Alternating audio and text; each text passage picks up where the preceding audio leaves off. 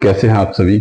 उम्मीद करता हूं आप सभी स्वस्थ होंगे, खुश होंगे और आप सभी का स्वागत करते हैं इस खूबसूरत सी क्लास में। आज हम अपना एक नया टॉपिक लेके हाजिर है आपके सामने, प्रीपोजिशन। देखो बच्चों, प्रीपोजिशन,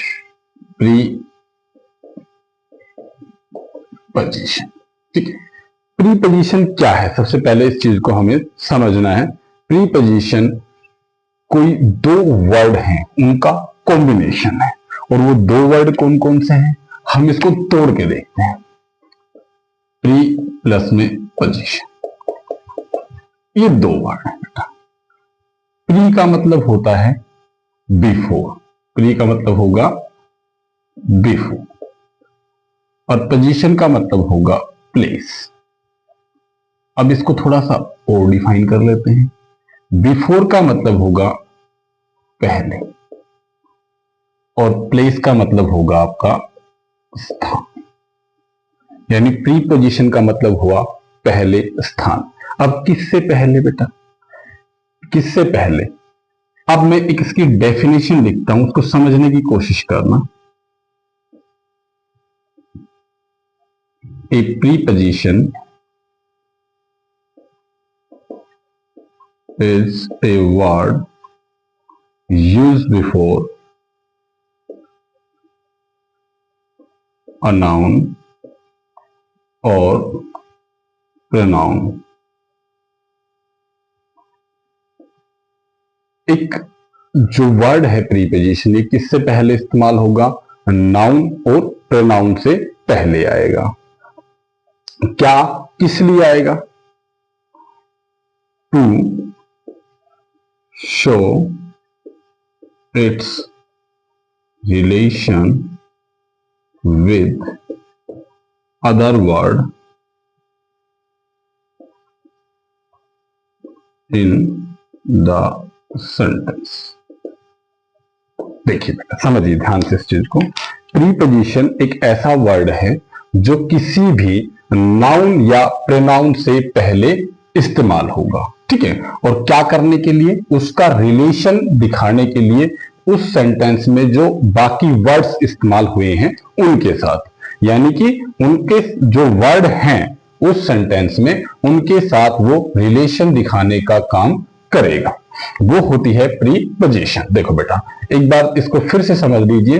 प्रीपोजिशन वो वर्ड है जो किसी सेंटेंस के अंदर नाउन या प्रोनाउन से पहले इस्तेमाल होगा, और वो उसमें दिए गए अन्य वर्ड के साथ रिलेशन दिखाने का काम करेगा। अब अगर इस डेफिनेशन से एक बिल्कुल छोटी सी डेफिनेशन अगर आप चाहें तो आप इसको कह सकते हैं कि क्या है ये? रिलेटिंग वर्ड है। रिलेटिंग वर्ड है, यानी जो रिलेट करने का काम करता है, रिलेशन बनाने का काम करता है, वो क्या है बेटा? प्रीपोजिशन। यानी रिलेटिंग वर्ड, इसको बिल्कुल छोटी सी डेफिनेशन में कह सकते हो कि प्रीपोजिशन क्या है? Relating word. अब ये किन किन का रिलेशन बनाने का काम करता है, किसको किससे रिलेट करने का काम करता है? हमने एक बात तो ये कही कि नाउन और प्रोनाउन से पहले आएगा, तो ये क्या करेगा? प्रोनाउन या नाउन को रिलेट करेगा किसके साथ? नाउन या प्रोनाउन के साथ। पहला काम क्या करेगा? नाउन या प्रोनाउन को रिलेट करेगा नाउन या प्रोनाउन के साथ। दूसरा, नाउन को रिलेट कर सकता है किसके साथ? वर्ब के साथ। नाउन को रिलेट करेगा एडवर्ब, एडजेक्टिव के साथ, एडवर्ब नहीं, एडजेक्टिव के साथ, ठीक है बेटा। ये काम करेगा रिलेट करने का। अब देखो, मैं एक सेंटेंस लिख देता हूं, एक सेंटेंस से समझने की कोशिश करना।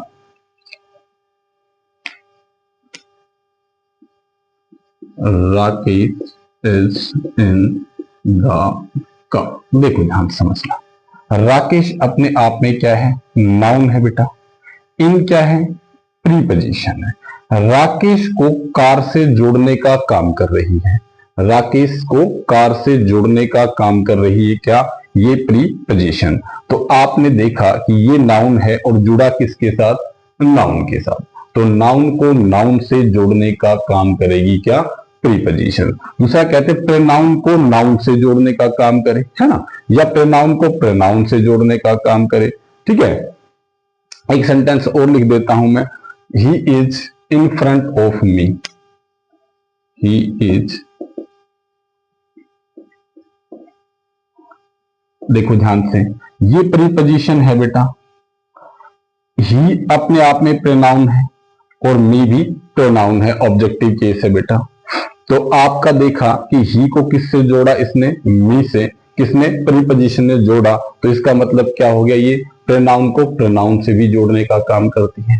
तो यानी कि मैंने क्या बताया कि प्रीपोजिशन क्या करेगी, नाउन को प्रोनाउन से जोड़ने का काम करेगी, प्रोनाउन को नाउन से जोड़ने का काम करेगी, नाउन को नाउन से जोड़ने का काम करेगी, नाउन को वर्ब से जोड़ने का काम करेगी, नाउन को एडजेक्टिव से जोड़ने का काम करेगी।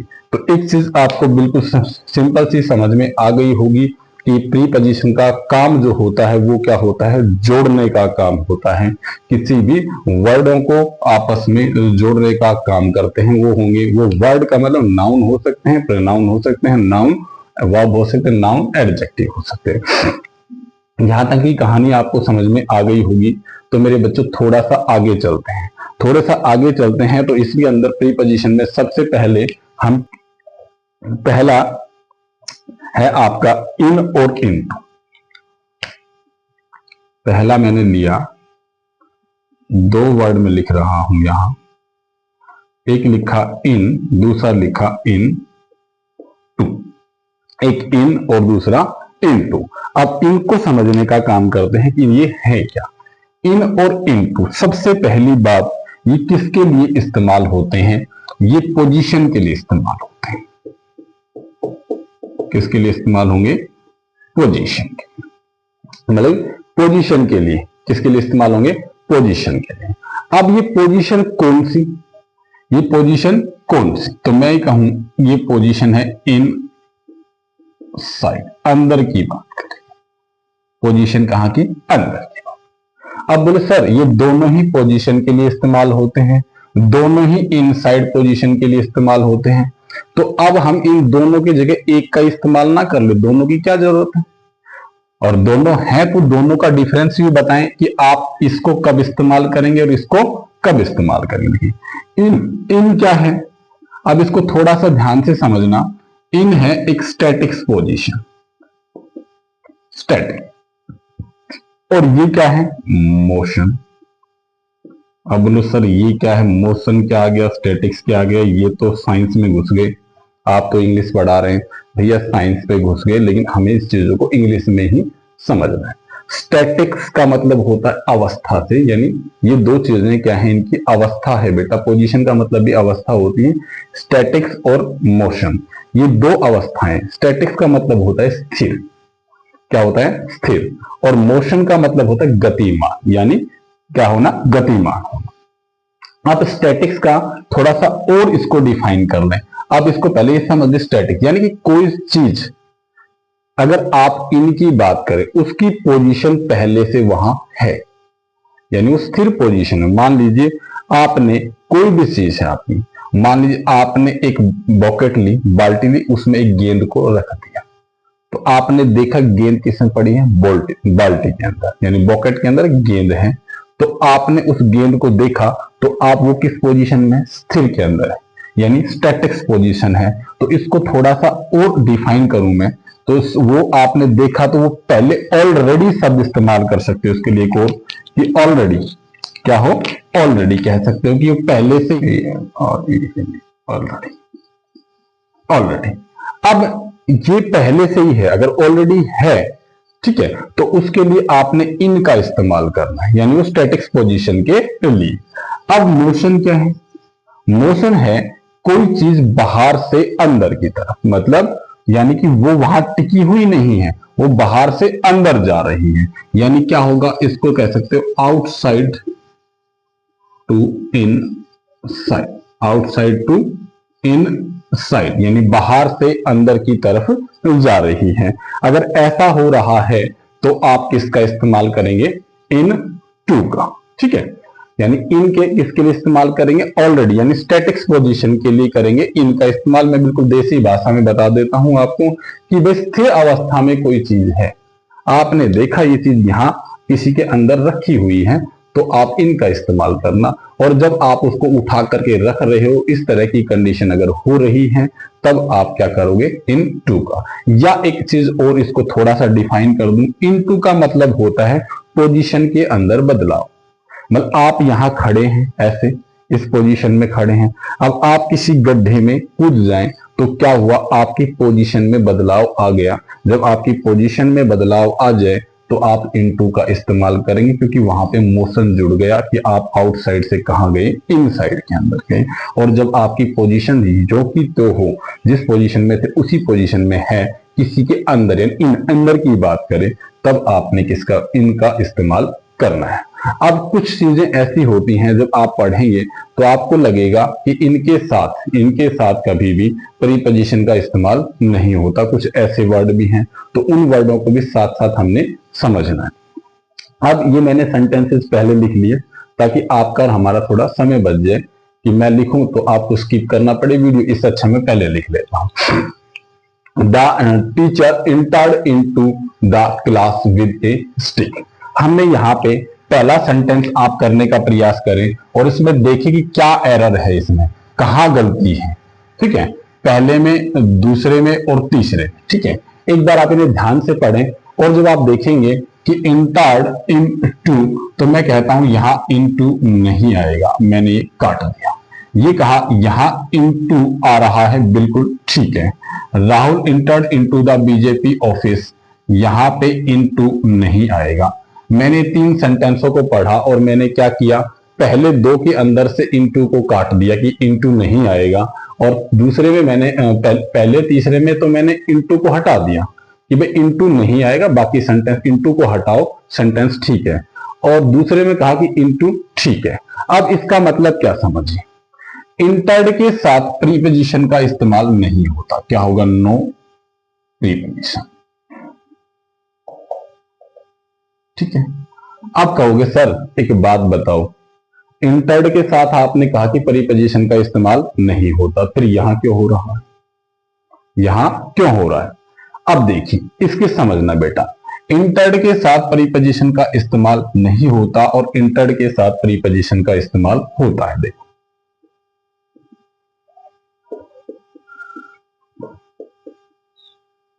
देखो बेटा, to be a part, to be a part of, to be a part of.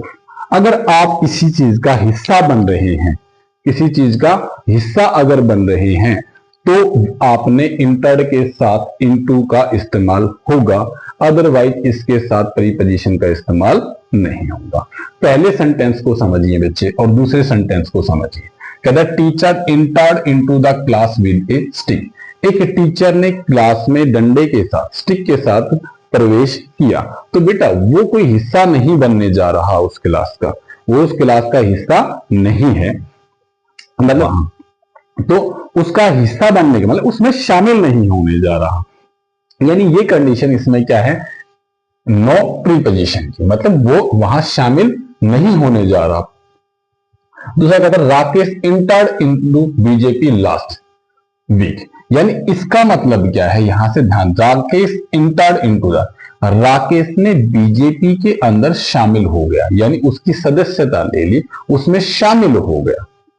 ठीक है, अब आप एक चीज देखना, इंग्लिश जो है बेटा, इंग्लिश के अंदर आपने ग्रामर में क्या चीजें देखनी है, ग्रामर में किसी भी सेंटेंस का के अंदर किसी भी वर्ड का यूज समझना है कि उसका प्रयोग कैसे हुआ है। तो इसका मतलब यहां हुआ Rakesh entered into the BJP, यानी उसने बीजेपी ज्वाइन कर ली, वो बीजेपी में शामिल हो गया। अब देखो, Rahul entered into the BJP office 2 our एगो। यहां क्या, ये शामिल होने के लिए नहीं गए, ये 2 घंटे पहले उसके ऑफिस में गए, 2 घंटे पहले। यानी कि ये आप कोई काम के लिए जाएं, जैसे आप किसी पंचायत ऑफिस में जाएं, डीसी ऑफिस में जाएं, आप एंट्री करेंगे तो इंटर्ड आ गया, तो उसके बाद क्या होगा, इनटू लगाने की जरूरत नहीं, क्योंकि वहां आप किसी काम के लिए गए हैं। अगर आप मान लीजिए किसी भी ऑफिस में, किसी भी संस्था में अगर आप ज्वाइन कर रहे हैं उसको, आप उसमें शामिल हो रहे हैं, जैसे मैं कहूं कि भाई 2 बच्चे शादी कर रहे हैं, शादी करने के बाद वो क्या हुआ, entered into new new relationship बेटा। अब न्यू रिलेशनशिप में इंटर हो गए, न्यू लाइफ में हो गए, तो जब इंटर के साथ इनटू आना ठीक है, क्योंकि वो एक नया रिलेशनशिप के अंदर यानी एक नए जीवन का आरंभ होगा उनकी एक, तो वहां इनटू का इस्तेमाल आप कर सकते हो, अन्यथा इंटर्ड के साथ इनटू का इस्तेमाल नहीं होगा। ये तीन आई होप आपको समझ में आ गया होगा। अब देखिए जैसे अगला ही sentence, they entered into a new relationship, यहां हमने लिखा अब they entered into new relationship, यानी यहां पे ये बिल्कुल ठीक है, क्योंकि अगर आप, जैसे मैंने अभी आपको एग्जांपल दिया था जस्ट पहले कि कोई शादी करते तो नए रिलेशनशिप में इंटर करते हैं। अब देखो बेटा इस सेंटेंस को ध्यान से समझना, इस सेंटेंस को समझोगे तो आपको इजीली समझ में आ जाएगा कि जब आप सेंटेंस को 2 या 3 बार पढ़ते हैं तो आपको समझ में आता है यहां गड़बड़ कहां है। आप कहेंगे ओनिक three a ball blank the river, आप कहोगे बॉल को मैंने फेंका, तो यहां हो जाना चाहिए इनटू, इनटू, जबकि ये इनटू गलत है। क्या है? इनटू गलत है। आप कहें यहां पे जो आएगा वो आएगा इन। अब कहोगे सर क्यों? अब आप इस वर्ड को जब पढ़ेंगे, इस सेंटेंस को पढ़ेंगे, तो ये क्या दिखाएगा? ये दिखाएगा फिक्स। थ्री यानी फेंक चुका तो फिक्स हो गया, वहां पर ये चीज फिक्स हो चुकी, बॉल गिर चुकी है। तो अब आप क्या करोगे बेटा, यहां पे क्या है, वो फिक्स हो चुकी है, तो क्या कर आएगा? इन आ जाएगा बेटा। ठीक है। अब देखो Sudesh fail blank the well, अब इसको समझिए बेटा, इसमें क्या आएगा? सुदेश है वो कुएं में गिरा, तो बेटा अब यहां पे देखेंगे फेल। अब देखो ये आप देखिए यहां पे किसको दिखाया? फिक्स पोजीशन को। अब ये इन टू क्या आ जाएगा? Into the well. अब देखिए there are 20 students, students class, class जो है उसके अंदर क्या आएगा? देखो बेटा वो क्लास क्या है, किस पोजीशन को दिखा रही है? स्टैटिक्स पोजीशन को। क्या आएगा यहां पे? इन आएगा। फिश लिव्स मैंने पहले ही भर दिया बेटा यहां पे, in the water. Last night the thief entered into our home. देखो बेटा ये जो चोर है ये रात को घुसा, तो बेटा ये शामिल होने के लिए थोड़ी ना घुसा होगा, चोरी करने के लिए, तो इंटर्ड के साथ ये इनटू नहीं आएगा। ठीक है बेटा। अब माई ब्रदर इंटर्ड, देखिए टीसीएस लास्ट मंथ, ये टीसीएस में शामिल हो गए, तो यहां पे क्या आ जाएगा? इन टू आ जाएगा। ठीक है बच्चों। अब एक चीज, जब आपका कोई भी बाहर से अंदर की तरफ, मतलब outside to inside motion condition में किसी चीज की बात कर रहे हो तो इन टू आएगा, और स्टैटिक्स कंडीशन में की बात कर रहे हो तो इन आएगा। इसकी सिंपल भाषा में समझ लीजिए कि क्या कह रहा हूं, स्थिर अवस्था की बात करें तो ये, और गतिमान अवस्था की बात करें तो ये, यानी कि जब कभी आपकी पोजीशन चेंज हो जाए तो आप इनटू, और पोजीशन चेंज ना हो तो आपका इन। यानी पोजीशन चेंज होने का मतलब आप समझ रहे हैं मेरा कि क्या किसकी बात कर रहा हूं? पोजीशन चेंज का मतलब बात कर रहा हूं अवस्था को बदलना। जैसे आप चलते हुए गिर गए, ठीक है, आप कुएं में कूद गए, तो अवस्था आप बाहर थे फिर अंदर चले गए, तब एक आप ऑलरेडी अंदर थे, आप कुएं के अंदर गिरे हुए थे, तब आप इनका इस्तेमाल करेंगे। ठीक है मेरे बच्चों। एक छोटा सा और ले लेते हैं इसके बाद, ऑन और अपॉन।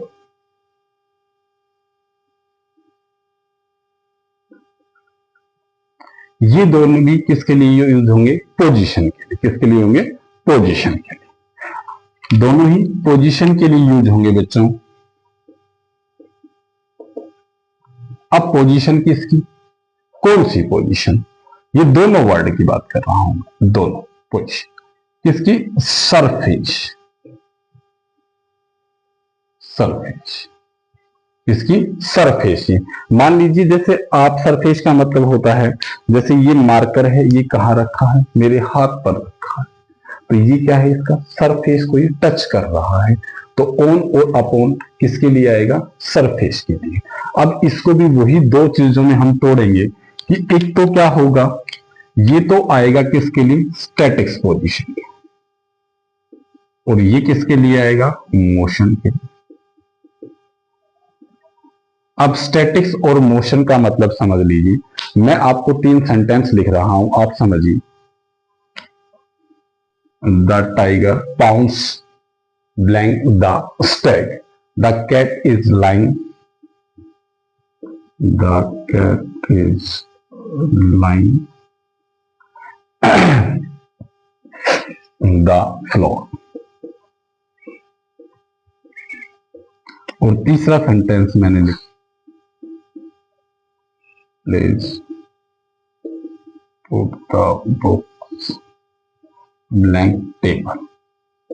देखो समझना बेटा ध्यान से, अगर यहां आपके इस फर्श के ऊपर आप आए, कोई कुत्ता बिल्ली कोई आदमी बैठा हुआ है, लेटा हुआ है, तो वो सरफेस को टच कर रहा है, वो कंडीशन किसके अंदर है? स्टैटिक्स कंडीशन में। आपने देखा कि चीज बैठी। और मोशन कंडीशन में ये है, मान लीजिए आपने, आपके पास, मेरे पास ये पेन है और मार्कर है, और मैंने ये टेबल है और इस टेबल पे ऐसे ये रखे, उठा करके मैंने कहा ये दो भाई मार्कर है और इस मार्कर को टेबल पर रख दो, आपने ऐसे रख दिया। तब ये क्या हुआ? ये आपने देखा कि किस कंडीशन में गया? मोशन कंडीशन में गया। और जब आप आए और आपने देखा कि दो मार्कर किसी टेबल पर रखे हुए हैं, तो वो किस कंडीशन में? Statics condition. मेरे बच्चों मैंने कोशिश कर रहा हूं कि आपको समझाने की, आपको आई होप ये समझ में आ रहा होगा कि ये क्या है पोजीशन। स्टैटिक्स का मतलब स्थिर पोजीशन है, वो ऑलरेडी वो चीज वहां रखी हुई है, आपने देखा है, और सरफेस को टच कर रही है, ठीक है। तो उसमें क्या आएगा? आपका ऑन आएगा। और दूसरा क्या है? मोशन की बात करें तो आप उस पर कोई चीज रखने के लिए जा रहे, बोले ये लो चीज रख दिया, तो वहां पे क्या होगा? आपका अपॉन की बात होगी, जब वो सरफेस को टच करता हुआ आ जाएगा। तो अब देखिए, the tiger pounce the Stag, जो क्या है?